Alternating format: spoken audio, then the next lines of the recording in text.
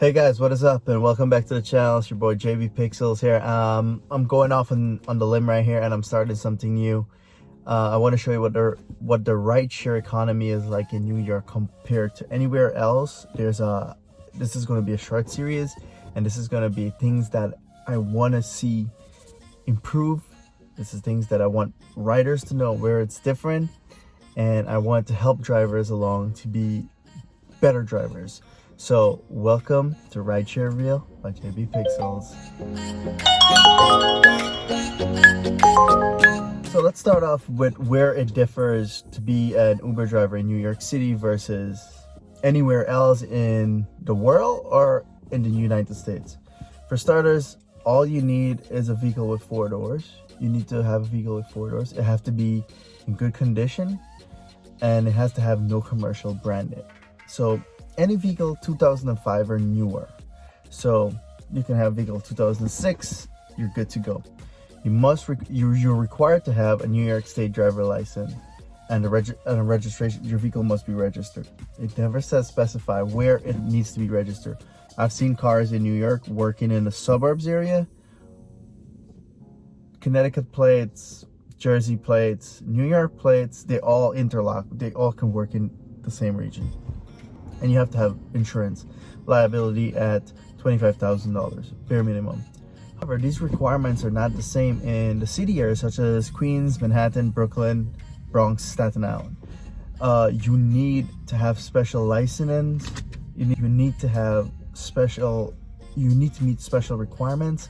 Your vehicle needs to make top tier requirements, and it must meet like lots of safety and inspection requirements. Just so you know, we're different. New York City drivers are different from anywhere else. I haven't heard any other city or any other state that requires as much as New York City drivers. Uber operates as an independent contractor. That means that you're an independent contractor, but Uber also have oversight from the Taxi and Limousine Commission, which is pretty corrupt as is. So they'll try to diamond nickel you in any way possible. So first, let's get back to it. So first, you need a driver's license, a Class E, not a Class D. So if you have a Class D driver license, it costs you about $90 to upgrade that. You can't have any outstanding tickets, none, parking camera whatsoever, and a social security number. That's your basic requirements. However, when you've reached this requirements, welcome to phase 2. You're going to enter into the TLC application, Taxi and Limousine Commission of New York City. You have to apply for this driver's license. That takes $250 to get started. Non-refundable, just letting you know. So step 1, you apply for your TLC license. Step 2, you got access to a portal called TLC Up Portal through Uber. Uber or Lyft gives you the portal login. So you get in, and then the next step after that, you'll upload your now new Class E driver's license. As you upload your Class E driver's license, another step would open up and it'll be your medical exam. So step 3, medical exam. You're gonna have to go into for a physical examination by a doctor. Any doctor that's a TLC approved doctor or a doctor that Uber provides you. It's usually free. However, if you're on prescription drugs of any kind, addictive, non-addictive, be ready to explain that. You're gonna have to answer to that. That happened to me, so you're gonna have to explain that. Defensive driving, step 4. Defensive driving costs about $45, and it could cost less if you have a AAA membership. It's 6 hours, and you have to renew it every 3 years. So no matter what, as long as you have a TLC license, you can't operate if you don't have your defensive driving renewed every 3 years. 5. This is where it gets tricky. You have to take a FHV 24-hour class. Rules and regulation and maps. You'll have an exam after both of these sections. So after rules and regulation, you must have a 90% pass rate on rules and regulation, and you have to have an 85% pass rate on maps, or 90% pass rate. I'm not too sure, but it's upper A division. So this would run you about maybe $190 to $350. Number 6, you have to do biometrics. which is fingerprinting and pictures. They'll take pictures of you. That picture goes on to be on your driver's license, and it could possibly use to identify you too. So number 7, drug test. Your drug test is between $30 and $40 annually. Every year you have to take it, but there's special circumstances. If a TLC officer pull you over, yes, I'll get into that. We have TLC cops that regulates us too, not just NYPD. So when you get pulled over, and if you look under the influence or a little bit, tired, they can demand a drug test. And if they demand a drug, you have to absolutely comply. There is no other way. So they could pull you over at any point and demand that you have a drug test. Number 8, wheelchair accessibility vehicle training. It's mandatory by New York State. You have to do it.